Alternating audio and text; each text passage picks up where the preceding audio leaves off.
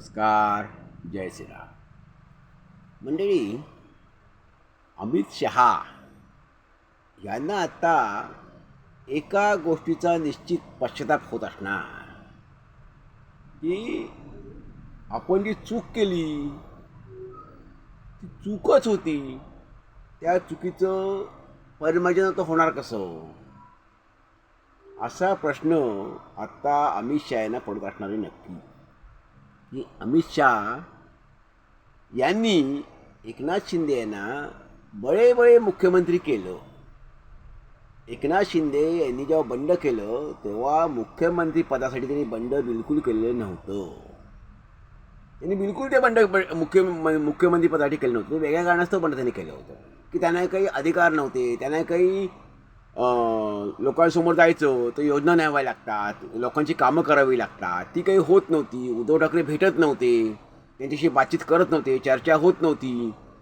उद्धव ठाकरे मुख्यमंत्री असूनही मंत्र्यांना विश्वासात घेत नव्हते. ह्या सगळ्या गोष्टी होत्या, म्हणून त्यांनी बंड केलं होतं. दुसरा कुठला त्यांचा मुद्दा नव्हता.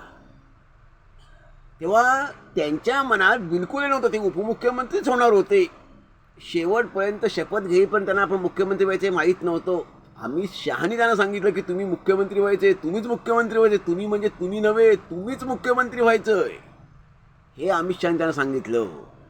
तेव्हा त्यांना धक्का बसला, आश्चर्य धक्का बसला, सुखद धक्का बसला. आपण मुख्यमंत्री होऊ असं त्यांना बिलकुल वाटत नव्हतं. आणि त्यांनी असं एका मुलाखतीत म्हटलं पण होतं की आपली तेवढी कॅपॅसिटी नाही म्हणून. हे म्हटलं होतं त्यांनी. पण केवळ अमित शहांचा हट्ट, हेका, इच्छा, आग्रह ह्याच्यामुळे देवेंद्र फडणवीसांना ही सुतराम कल्पनाच नव्हती की आपण उपमुख्यमंत्री बनू. उलट ते नाराज झाले आणि त्यांनी सांगितलं की पक्ष संघटनेचं काम करीन.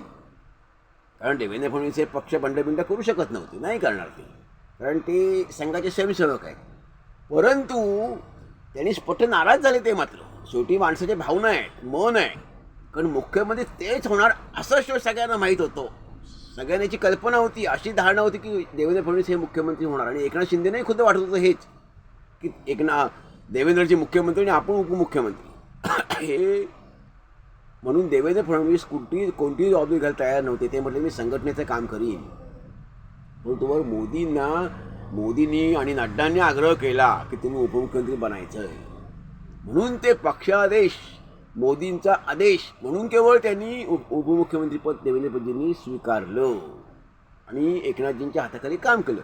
एकनाथजींनी चांगलं काम केलं, तो भाग नाही आहे. अतिशय चांगलं काम त्यांनी 2.5 वर्षामध्ये केलं. वेगवेगळ्या प्रकारच्या योजना आणल्या, अनेक गोष्टी आणल्या त्यांनी. परंतु तो भाग झाला वेगळा, चांगलं काम केला जरा वेगळा भाग झाला वेगळा. परंतु अमित शहा यांनी त्याला मुख्यमंत्री का केलं, तर केवळ देवेंद्र फडणवीस मुख्यमंत्री होऊ नयेत म्हणून. देवेंद्र फडणवीसांचं राजकीयदृष्ट्या खच्चीकरण, त्यांना या प्रतिशहाच्या याच्यामध्ये खेळामध्ये त्यांनी यांना मुख्य म्हणजे एकनाथजींना मुख्यमंत्री केलं. आता हा पुढचा मुद्दा काय राहतो की म्हणून माणसाला शेवटी मन आहे, भावना आहेत, आकांक्षा असतात. मग माणसाच्या मनात लालसा निर्माण होते.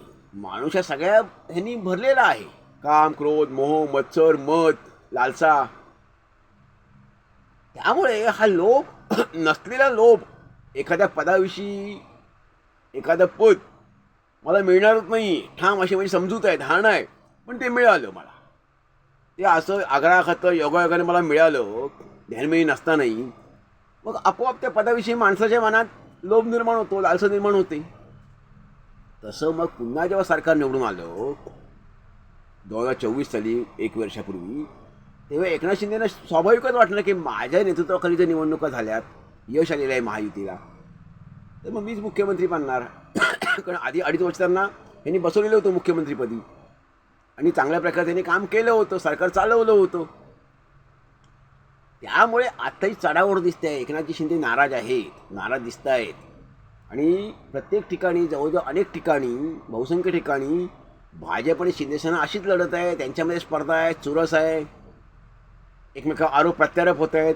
आरोप प्रत्यारोप मुख्य कोणाकोणामध्ये होत आहेत, तर शिंदे सेना आणि भाजप यांच्यामध्ये आरोप प्रत्यारोप होत आहेत. हे सगळं केवळ अमित शहामुळे झालं की नसलेली गोष्ट त्यांनी मनात त्यांच्या भरवली, त्यांच्या मनात लालसा निर्माण झाली त्याच्यामुळे. आणि ते होणं स्वाभाविक आहे. ही स्वाभाविक, तो मनुष्याचा स्वभाव आहे, तो मनुष्याचा स्वभाव आहे. ते एकनाथ शिंदेची चूक काही नाही. ही चूक मुख्य ही अमित शहांची आहे. अमित शहाने त्यांच्या ह्यानीमनी नसतानाही त्या एकनाथजी शिंदे यांना मुख्यमंत्रीपदी बसवलं, त्या खुर्चीत बसवलं. केवळ देवेंद्रजी बसू नयेत त्या खुर्चीत म्हणून. आणि आत्ता जे नंतर निवडणूक झाल्यानंतर जे देवेंद्रजी मुख्यमंत्री झाले ते अमित शहांच्या कृपेमुळे नव्हे, अमित शहांच्या मर्जीमुळे नव्हे. तर मुळात भाजपला 132 सर्वाधिक विक्रमी जागा मिळाल्या आणि संघाचं त्यामध्ये दडपण वाढलं. त्यामुळे संघाचं दडपण सहजासहजी अमित शहा नाकारू शकत नव्हते आणि मोदींना समजवण्यात पटवण्यात अमित शहा कमी पडले. त्याने याही वेळी देवेंद्रजींना मुख्यमंत्री करायचं नव्हतं, परंतु ते संघ आणि मोदी आणि भाजपच्या आलेल्या सर्वाधिक जागा विक्रमी जागा त्याच्यामुळेच अमित शहांना अखेर होकार द्यावा लागला. अर्थात त्यांच्या होकाराशिवाय ते होणारच होतं, पण होकार दाखवायला तो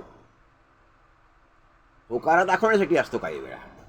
परंतु आत्ता जे भाजप आणि शिंदे सेनेमध्ये संघर्ष सुरू आहे, किंबहुना मुख्यमंत्री उपमुख्यमंत्री पदावर असताना ते नाराज आहेत आणि आता मुख्यमंत्री पदाची त्यांच्यामध्ये लालसा निर्माण झालेली आहे. त्यांना आता मुख्यमंत्री पाहिजे आहे असं सर्रास दिसतं आणि ते अमित शहांना वारंवार एकनाथ शिंदे भेटायला जातात.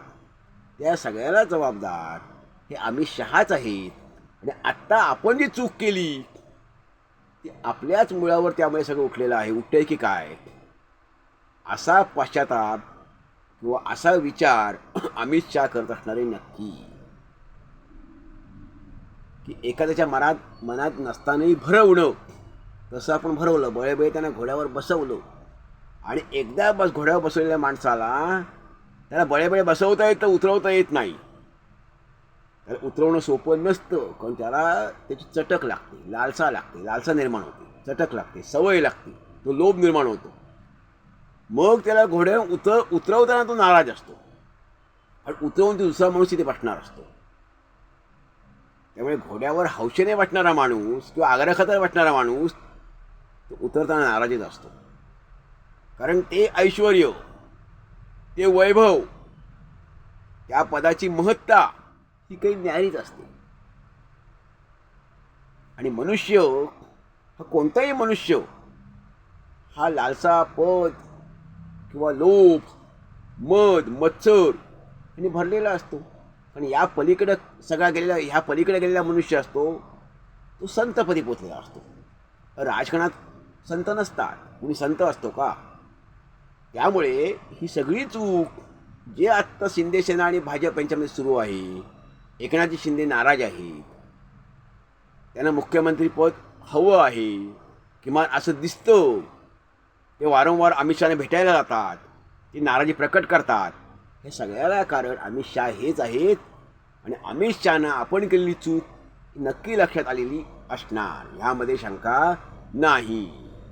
परंतु एकदा केलेली चूक असते ती कायम चुकत राहते आणि ती निस्तरावी लागते. त्याचं परिमार्जन होत नाही, कारण घटना घडून गेलेली असते, तो भूतकाळ झालेला असतो. भूतकाळात घडलेल्या चुकांचे परिणाम हे वर्तमानात आणि भविष्यात भोगावेच लागतात, त्याला सामोरं जावंच लागतं. मंडळी, आपल्याला यावर काय वाटतं आपण जेव्हा द्यावा. धन्यवाद. जय हिंद, जय भारत.